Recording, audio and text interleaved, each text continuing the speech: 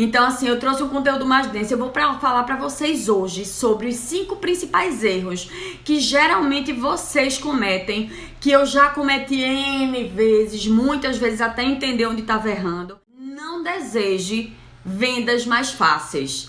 Deseje se tornar um vendedor melhor. Não deseje vendas mais fáceis, deseje se tornar um vendedor melhor. Deixa eu explicar para vocês por que essa mudança que parece tão pequenininha, ela é assim, é um tsunami de vendas dentro do seu escritório. Primeiro, se você deseja que as suas vendas sejam sempre fáceis, primeiro que você está desejando uma utopia que não existe. Eternamente vendas fáceis, elas não existem. Não é que elas não são para você ou não são para mim, não é uma questão de mentalidade de escassez, é porque não existe. Não existe isso, entendeu? E cada dia que passa, os nossos consumidores estão ficando cada vez mais espertos, cada vez mais treinados, cada vez com mais acesso à informação. Então é óbvio que isso não vai acontecer. Segundo ponto, se você só tem vendas fáceis, vai chegar um dia, uma venda difícil para você, que é uma venda importante que você precisa fazer e você não treinou, porque é tudo fácil, melzinho na chupeta do neném, é tudo muito fácil. Então Para de desejar vendas fáceis e deseje se tornar um vendedor melhor, uma pessoa capacitada que vai assim, minha gente, ordenhar uma pedra todo dia, tirar leite de pedra todo dia, mas vai fechar suas vendas, as vendas que vocês precisam todos os dias, tá? E são 5 erros que geralmente a gente comete na hora de vender, tá? E nesses 5 erros que vocês cometem, eles disfarçam um problema muito sério, tá? Em geral, a gente tem medo ou vergonha de vender. E aí, o que é que a gente faz? A gente usa esses 5 erros como um atalho. Um atalho para escapar da venda, um atalho para escapar do cliente, um atalho para escapar da responsabilidade. E deixa eu só avisar. Atalho, geralmente, assim, aparentemente é um caminho mais curto que nos leva a um ponto, mas geralmente é um caminho pior.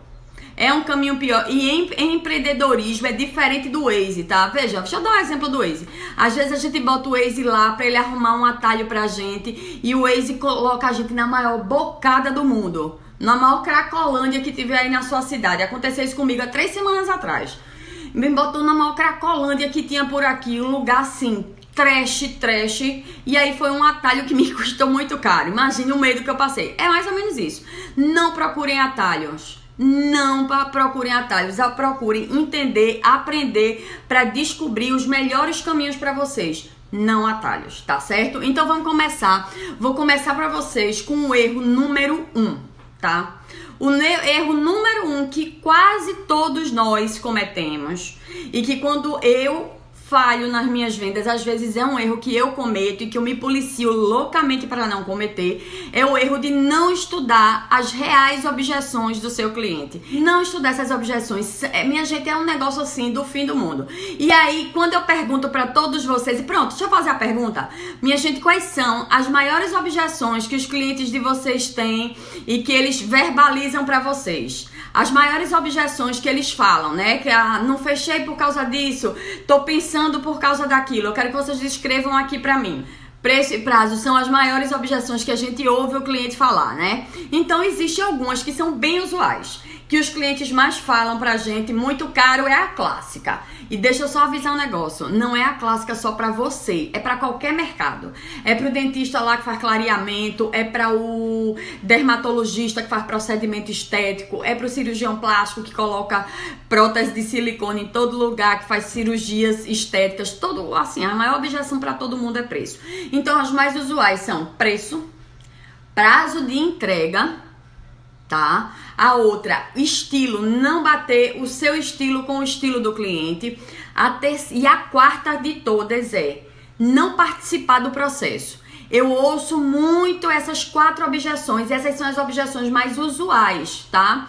Então, preço, prazo, estilos que não batem e não participar do processo. O cliente tem medo que o arquiteto imponha a vontade dele e não ouça o que ele tem para dizer. Essas são as mais usuais e vocês têm que aprender a ter argumentos para lidar com essas 4 objeções. Se você hoje não parar pra pensar, ó a tarefa de casa de hoje, tá? Essa é a tarefa do final de semana da vida. Vocês vão pegar um papel e vão listar, vão botar essas 4 objeções e vão listar argumentos que vocês vão usar para combater essa objeção, tá? Mas se você não combate essas 4 objeções, imagine as piores. Imagine as piores, minha gente. Essas 4 são as clássicas. E vocês não trabalham elas? Sabe como é que vocês trabalham? Uma delas, que é do preço, vocês vão lá e dão desconto. Então você não trabalhou a objeção, filho. Você deu desconto, você baixou o seu preço. E a gente ainda vai falar sobre essa questão do desconto aqui, tá certo? Então essas 4 objeções são clássicas e você tem que aprender a lidar com todas elas. Você tem que aprender a tratar todas elas. Cada um com seu argumento, cada um do seu jeito. E o argumento vocês têm que formular, porque cada um tem uma justificativa que é própria, referente ao seu trabalho. E vocês não fazem isso, né? Vocês nem param para pensar, vocês vão aprendendo à medida que vão fazendo. Para estudar, para planejar. Vocês acham que planejamento é uma coisa que a gente faz só na parte financeira? Que a gente faz só na parte da gestão do negócio? Não! Vendas é planejamento. Se você não se planeja para vender, se você não se planeja para argumentar, tá no sal. Você tá no sal. E minha gente, quando eu falo no sal, é para não falar uma coisa muito pior, tá? Então vocês precisam aprender a argumentar isso. A segundo erro, aí esse erro é crônico, tá? É crônico no nosso mercado, não só no nosso mercado, mas para todo mundo que vende. Você negocia por preço e não negocia por valor. E aí, minha gente, eu entendo, tem um monte de gente que tá falando isso para vocês, um monte de gente que fala isso em vídeo, que fala isso em live, que fala isso em curso. E deixa eu dizer um negócio sobre todo mundo que tá falando sobre isso. Eles estão certos. Eles estão muito certos. A maioria de nós, a gente negocia por preço e não por valor. Então, o que é que acontece quando a gente negocia por preço? A gente tá falando disso aqui, ó, de dinheiro, do papel moeda. Na hora que a gente negocia por preço, a gente tá reforçando a objeção do tá caro. Porque a gente só tá falando de dinheiro. Veja, preço, minha gente, é o volume de dinheiro que vai sair da conta corrente do sujeito, do seu cliente, e vai entrar na sua. Isso aí é preço. Não é valor. Valor é o que ele enxerga. É o como ele lhe olha, é o como ele lhe vê como autoridade, é o como ele lhe vê como a pessoa que vai solucionar os problemas dele. Minha gente, olha, tem um livro que eu li há vários anos atrás que ele explodiu minha cabeça. Deixa eu ver se eu acho ele aqui. Deixa eu ver. Esse livro aqui, ó. Problemas Oba, do Robert Chiniachik. Faz muitos anos que eu li esse livro. Esse livro eu já li e reli ele várias vezes. Porque na hora que você entende que problema é uma coisa boa, você entende que a objeção do cliente lhe ajuda a vender e não lhe atrapalha. Não lhe atrapalha. Esse livro é espetacular. Recomendo demais pra vocês. Depois eu vou dar um print e vou botar ele lá nos stories para que vocês possam correr atrás, comprar. Ele é mara. Então, minha gente, na hora que você explica, mostra, você aponta esses problemas para os seus clientes. Não espera o cliente lhe trazer o problema, não. Aponte os problemas para o cliente. Você está mostrando para ele que você não só conhece o problema, mas que você tem a solução do problema. E assim, minha filha, a solução do problema sou eu, né? Sou eu mesma, sou eu que vou resolver para você. Isso é gerar valor. Isso é levar o seu cliente a entender o seu valor. Porque quando você tá falando só de preço, você vai entrar naquela velha regra de 2. Ou tá caro ou tá barato. E aí, se tá caro, é objeção pro cara não fechar. Se tá barato, também é objeção pra pessoa não fechar. É uma objeção porque, menino, olha, eu vou entregar meu dinheiro na mão dessa criatura que cobra tão barato. Eu já vi clientes minhas fecharem projetos sendo o mais caro e o cliente dizer pra ela, olha, eu recebi uma proposta que era metade do valor da sua, mas eu fiquei com tanto medo porque eu achei tão barata a proposta que eu preferi correr e fechar com você. Vejam o que é valor percebido. Nem sempre o mais barato é visto como o mais eficiente. Então pare de ser a pessoa que cobra por preço. Cobre por valor, até porque cobrar por preço não mostra a relevância do seu serviço. Na hora que a pessoa entende o valor que você tem, o valor que você entrega, o valor que o seu produto final vai trazer para a vida dela, aí você tá começando a jogar o jogo de adulto que a gente tá falando desde o começo. No jogo de adulto, para vender, vocês precisam falar de valor. Precisam fazer a pessoa entender que das duas uma, ou ela é louca de não fechar com você, ou ela vai fazer uma besteira. Ela não tem assim, minha gente, ou eu fecho com o Daniele, ou vai ter coisa no meio nesse angu aqui que vai dar caroço, ou vai ter caroço no meio desse angu aqui. Não vai dar certo, então vocês precisam entender que a negociação tem que ser feita por valor, tá certo? E aí vem o terceiro erro, que é um erro clássico, que eu sei que o pessoal que é da turma da tia Dani, que segue a tia Dani já há um tempo, não faz mais isso, tá certo? Já não faz mais isso, que é o terceiro erro, é enviar a proposta por e-mail. E eu vou explicar para vocês o quanto é danoso enviar proposta por e-mail. Deixa eu lhe mostrar o primeiro erro. O erro maior é que você se iguala a qualquer concorrente que tenha. Você mandou sua proposta por e-mail, seu projeto vai custar 12 mil reais. Aí chega lá, o Joaquim vai mandar a proposta dele, que vai custar 3 mil reais. E aí chega a Joana, que vai mandar a proposta dela, que vai custar 7 mil reais. A sua custou 12, Joana 7, Joaquim custou 4. Minha gente, veja, o cliente não vai ler aquele mundaréu de proposta que você mandou. O cliente vai pegar, abrir a última página, que é onde está o preço, vai anotar o seu, o da Joana, o do Joaquim, vai dizer, ó, esse aqui tá barato demais, tem alguma coisa errada do Joaquim. Esse aqui da Daniele, que é 12 mil, tá caro demais, eu vou aqui, vou fechar na Joana. Acabou, se você se igualou por preço, independente se o seu serviço é melhor ou seu serviço é pior. Na hora que você envia a proposta por e-mail, você volta a negociar por preço e não por valor. Você retrocedeu no processo de negociação. Não pode, entenda o que a Dani está dizendo. Nunca mais, na sua vida inteira, você vai enviar uma proposta por e-mail sem ter apresentado essa proposta pessoalmente antes. Depois que apresentou tete a tete, cara a cara, explicou tudo direitinho, aí pode enviar por e-mail para que o cara pense, analise e tudo mais. Mas não pode enviar por e-mail de jeito nenhum, você está se comparando, minha gente. É feito feijão pacote de feijão no supermercado, que você vai ali na gôndola, o mais barato, e feijão que tá pela hora da morte, você vai lá no mais barato, pega o saco do mais barato. Você não é um pacote de feijão no supermercado.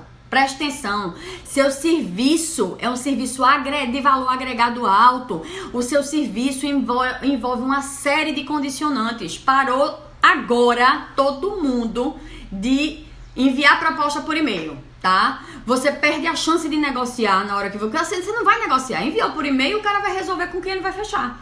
Perdeu a chance de negociar. E se negociar, o cara já vai vir com um pedido de desconto na tua jugular, assim, ó, peixeira na jugular, para acabar com a pessoa.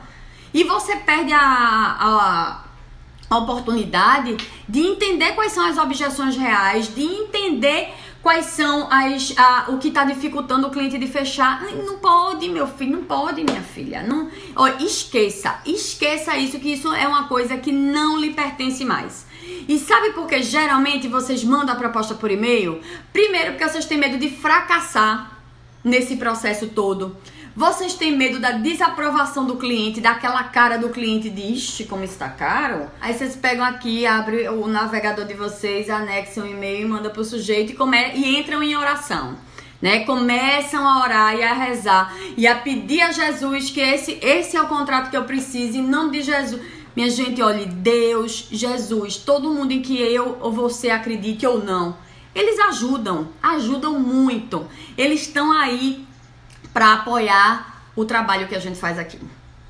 Eles estão aí para apoiar o trabalho que a gente faz aqui. Se você não faz seu trabalho direito, eles podem fazer milagres sempre. Mas assim, pelo que eu faço, pelo que eu percebo, eles não estão muito afim de fazer milagre para quem não faz sua parte, não. Não estão muito afim de fazer milagre para quem não faz o serviço direito. Então vamos fazer o serviço direito para poder a turma lá de cima ajudar a gente aqui. Tá certo? É isso aí.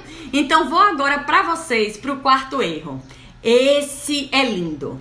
Esse vocês adoram, super curtem e não sabem viver sem ele. Esse tia Dani já aboliu da vida dela há milênios, graças a Deus.